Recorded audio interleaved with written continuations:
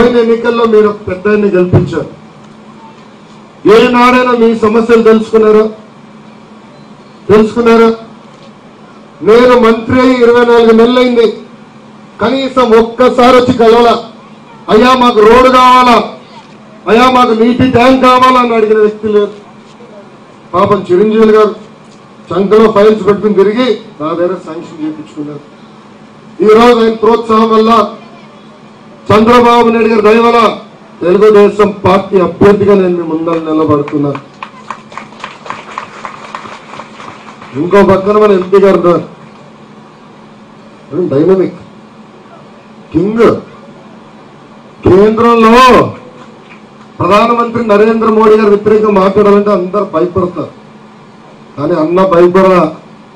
Mister prime minister, మీరు చేసేది తప్పు, ఆంధ్ర రాష్ట్రానికి మీరు అన్యాయం చేస్తున్నారని కడిగేసిన వ్యక్తి మన ఎంపీ జయదేవ్ అన్న అని చెప్తున్నా. ప్రధానమంత్రి గారు బాగా కాలింది. ఆయన సమాధానం చెప్తే ఒక మాట ఉన్నది, నీ దగ్గర వస్తా, నీ సంగతి కూడా చూస్తానని. కానీ తెలియని వ్యక్తి ఒక విషయం తెలియదు, దీనికి ఫుల్ కరెంట్ ఉంటుంది. ఎందుకంటే బ్యాటరీలు తయారు చేస్తారు కదా, ఫుల్ కరెంట్. ఇంత పెట్టుకుంటే ప్రధానమంత్రి గారు షాక్ అవుతుంది. అయినా కూడా కావాలని కేసులు పెట్టారు.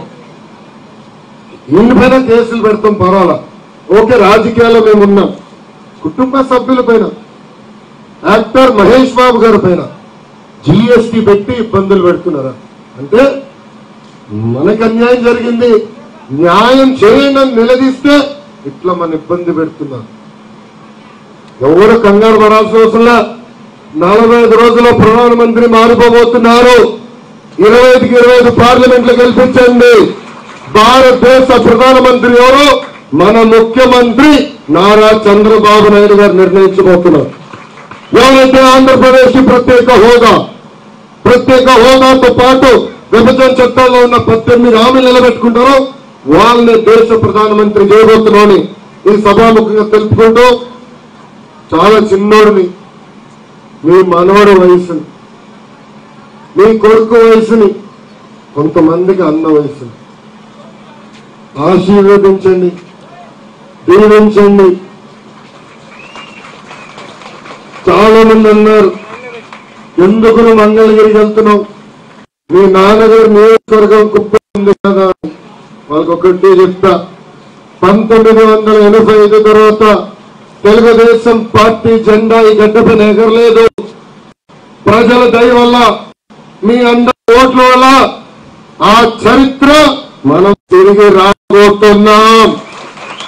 మన గడ్డ పైన మళ్ళీ తెలుగుదేశం పార్టీ జెండా రెప్పలు ఆడిపోతుందని తెలుపుకుంటూ, నాకు ఇంత ఘన స్వాగతం పలికిన గ్రామస్తులందరికీ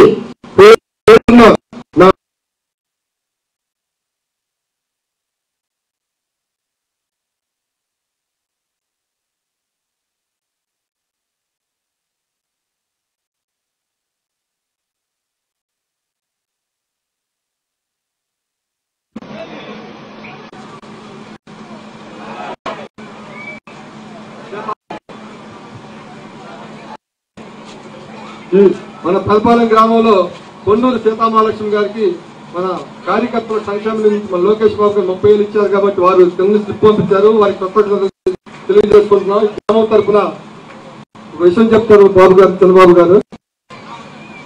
ఇక్కడ విషయం, ఇక్కడ ఎలక్షన్ అబ్జర్వర్లు ఉంటారు. ఈ 30,000 కోడి ముందు ఇచ్చాం చూడండి, కోడి ముందు ఇచ్చాం. మా కార్యకర్తల సంక్షేమ నిధి ఉంది, దాదాపు 3,000 కుటుంబాలు. ఎవరి ఇంట్లో అయితే కార్యకర్తల కుటుంబాన్ని